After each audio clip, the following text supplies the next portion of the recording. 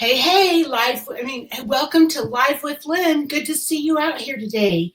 If you're here, say hi so I know you're here. And if you're watching the replay, be sure to type replay. So I'm Lynn Huber. I haven't been totally introducing myself, but I guess I should be. I've been told that I should be. So anyway, I'm Lynn Huber, and I want to welcome you out today. So thanks for being here. So today I'm going to talk about how to hack your own productivity when you're working from home. You know, it's different for all of us, but there's all kinds. Working from home is amazing. It's awesome to work from home because you get to skip the long commute. You don't have the rush hour traffic. Your schedule is as flexible as you want it to be, and it can bend and flow to whatever fits your needs at the current time. And so, you know, like if you have kids and you have to pick them up from school, or actually getting to the bank before it closes, or you know, getting to the gym during the day when it's not so busy. I mean, those things you can work around, which is really cool about working either for yourself or working from home. But also working from home has challenges.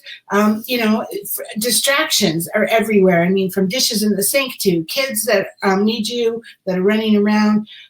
Piles of laundry, interruptions, you know, for everything from your kids to the UPS guy to neighbors who think, oh, she's not working. I mean, you're working, but it's funny. People don't understand that you work from home, you're still working, because they all of a sudden your whole neighborhood wants you to be this and that and the other thing. And so it's hard. You have to be careful because your work will bleed into your personal and family time if you're not careful, especially if you're a workaholic. Me, that would be me, yeah. So let's talk about some hacks that I found online that might help all of us, right? So first off, address your exact challenges. Everybody's different. Some people have no problem working while there's lots of things to do, and other people, you know, they have a hard time working when they know that the dishes aren't done and they have to do this and that and they have to do that, so it's hard to work. You know, for me, I get on my computer and I get in the zone and I barely even know what's going on around me. That's just me. That's my personality. I'm like in the zone, and Richard has practically hit me to get my attention. But, you know, other people might have obstacles, right? And so the big thing is that, you know, figure out what your challenges are. My challenge is I need to stop. I need to stop and eat, and I need to stop and for the day. And I need to stop and go to the bathroom, whatever. I mean, I get so into what I'm doing that I tend to not take care of myself. And so for me, that's my challenge.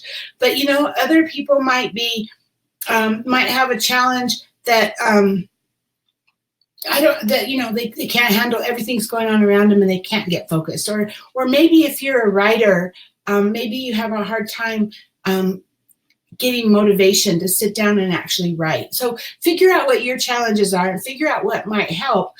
So like she talks about, it might help to create and hang up a collage with inspiring quotes and images from your favorite authors and journalists. So if you're a writer, that might help you get into the mood.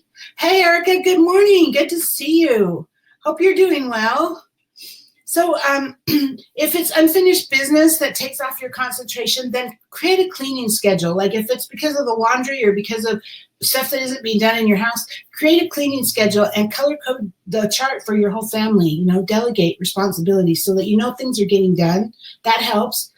Designate a specific work area.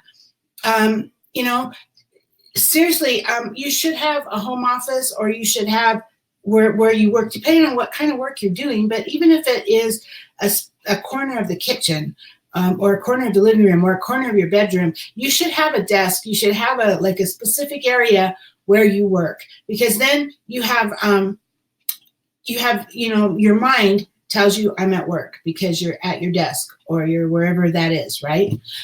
One thing too that they talk about is commute to your home office. This is interesting. So that they're saying that you should commute to your office. It puts your brain in the right mind.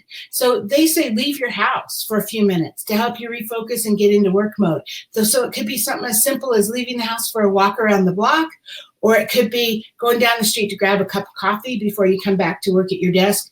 I guess my commute is my bedroom. We have a nest upstairs. I have a tri-level house, and we have a nest upstairs. We have my bedroom and we have my office I mean, our bedroom, Richard and our bedroom. We have my office and Richard's office. So we have this like little nest where we were at most of the time, it seems like.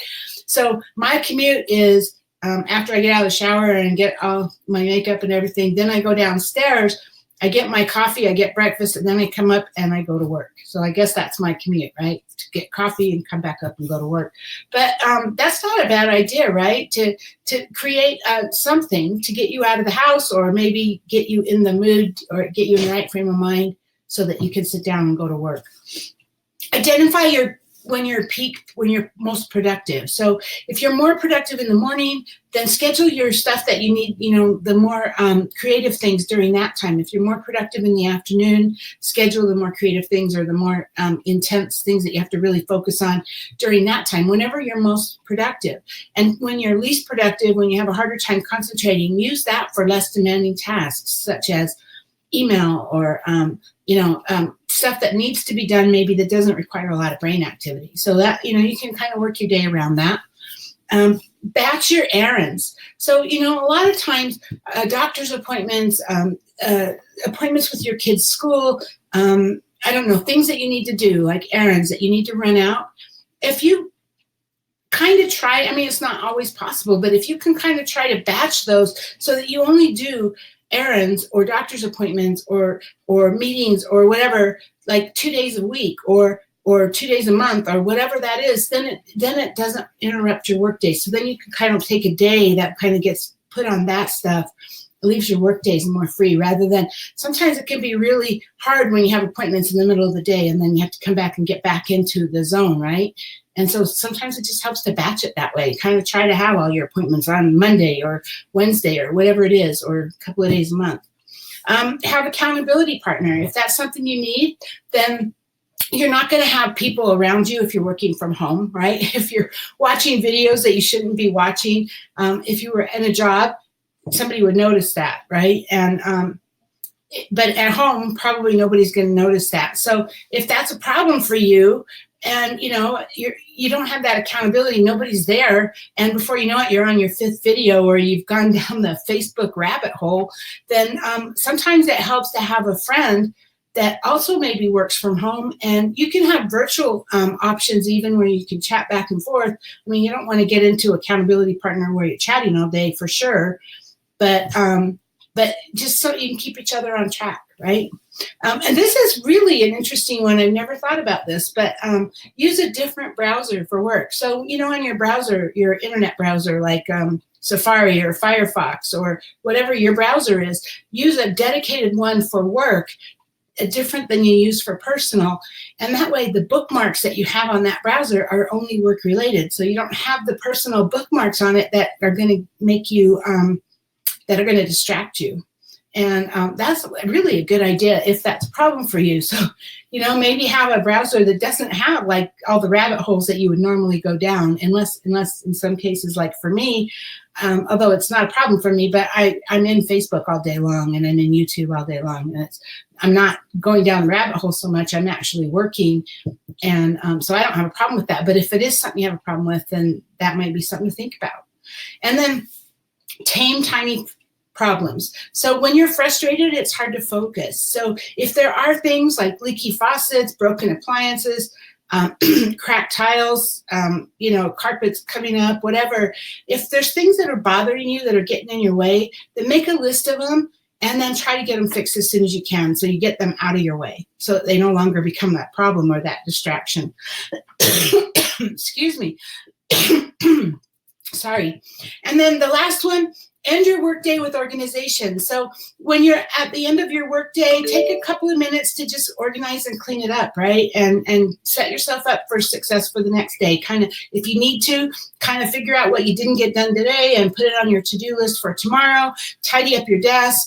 Confirm anything that you need to do, that make sure it's all on your calendar for tomorrow. Restock any office supplies. Empty, trash, get rid of any trash, the to-do list, set up any alarms or reminders. I use those all day long. I use alarms and reminders on my computer to remind me that I need to do certain things, or even because I get in the zone and I forget meetings and stuff like that.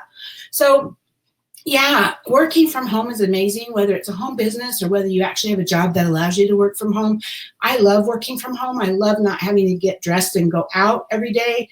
And I love not having to fight the commute. And I love not having to be up so early in the morning. I wake up now when I wake up. But it can have pros and cons, and it's different for everybody. But the key is really identify where your problems are and then find ways to work around them. And that's going to make working from home so much easier. Anyway, thanks for being here with me today. You know what? What do you do if you're working from home? What helps you? I would love to hear what helps you to get in the zone or to be productive. What hacks do you use? I would love to get down below and tell me about it because I would love to hear them. Or what suggestions do you have, or questions or whatever? I would love to hear them. Anyway, thanks for being here with me today. I hope you have a great day, and I'll see you tomorrow. Bye.